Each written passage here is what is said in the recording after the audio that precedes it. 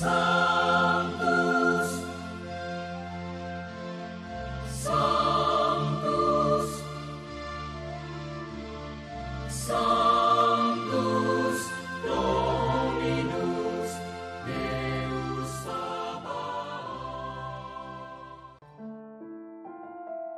Bapak, Ibu, dan saudara-saudariku yang terkasih dalam Tuhan kita Yesus Kristus, salam sejahtera untuk kita semua.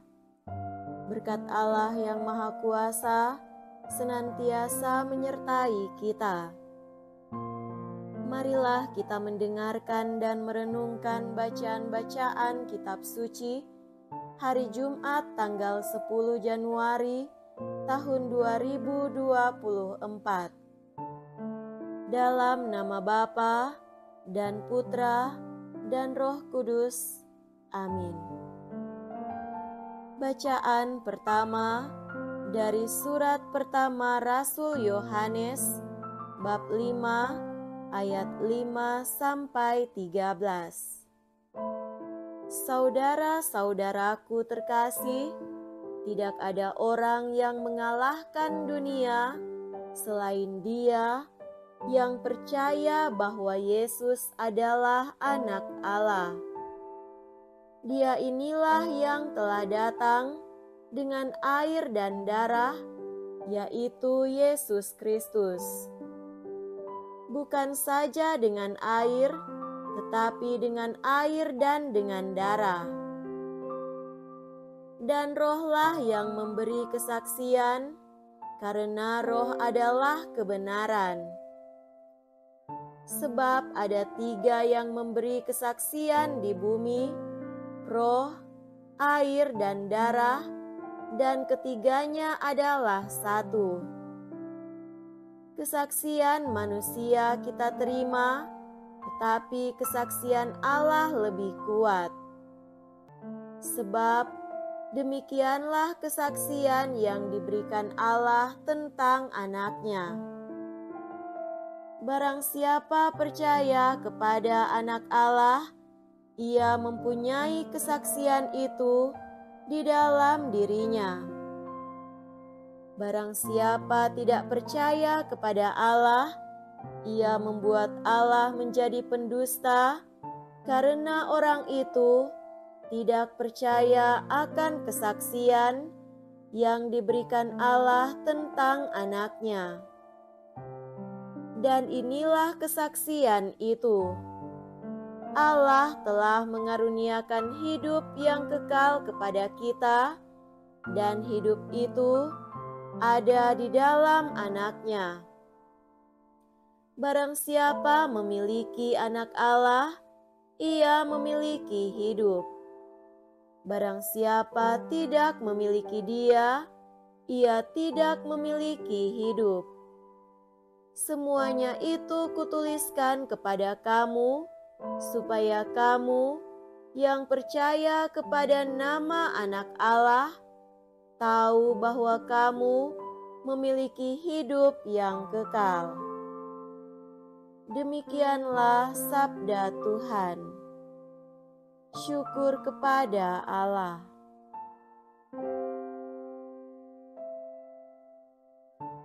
Semoga Tuhan beserta kita sekarang dan selama-lamanya. Inilah Injil suci menurut Santo Lukas. Dimuliakanlah Tuhan. Injil Lukas bab 5 ayat 12 sampai 16. Sekali peristiwa, Yesus berada di sebuah kota. Ada di situ seorang yang penuh kusta.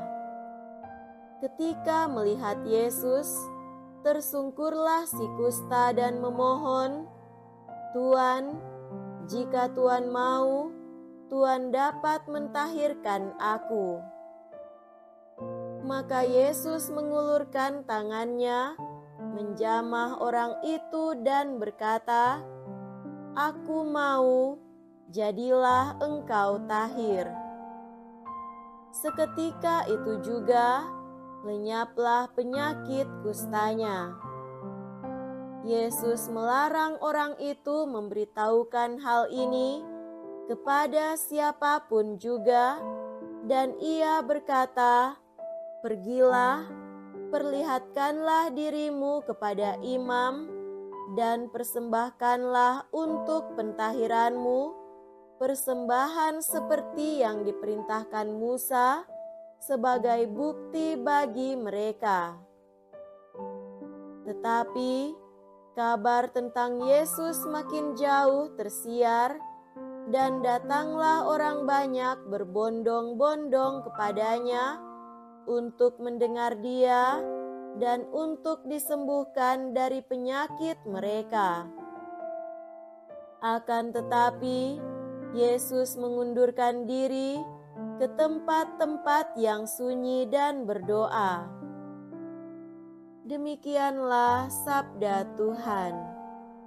Terpujilah Kristus.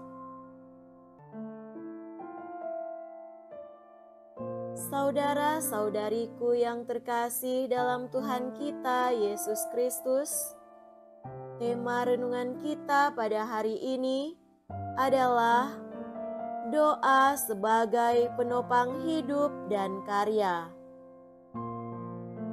Sebagai Allah yang menjadi manusia, Yesus benar-benar hidup sebagai manusia.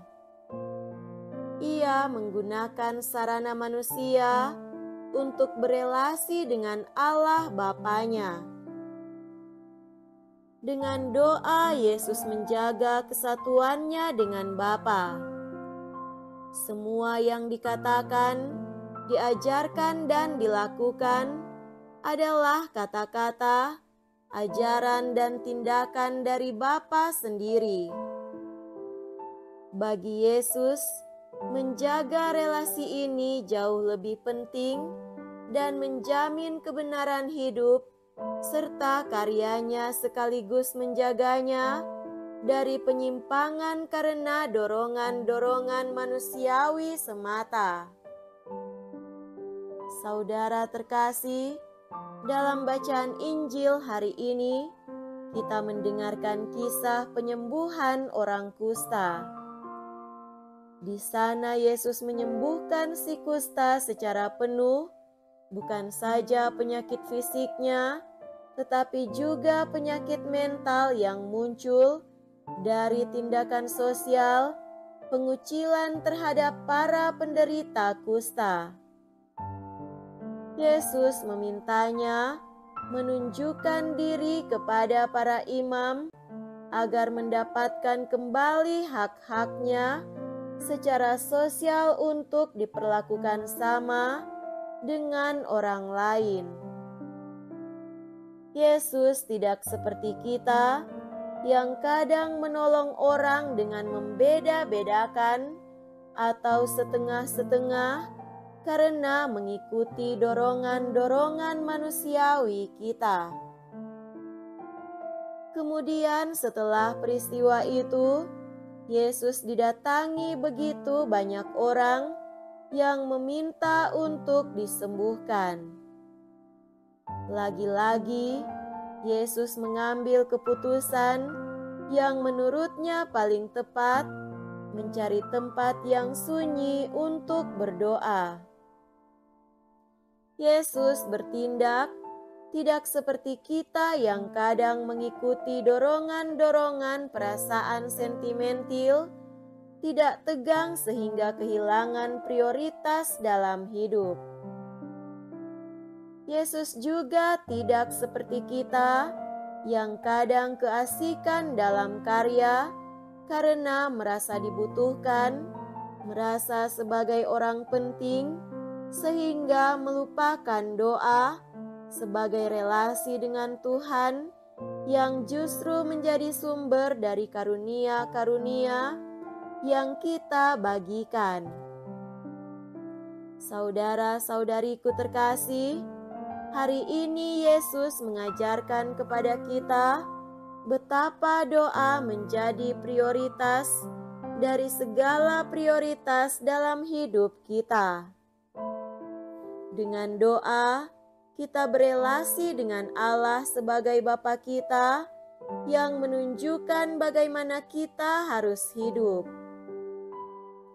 Dengan doa kita memohon karunia-karunia untuk berkarya dan melayani. Dengan doa, kita diarahkan agar tidak tersesat dalam pelayanan.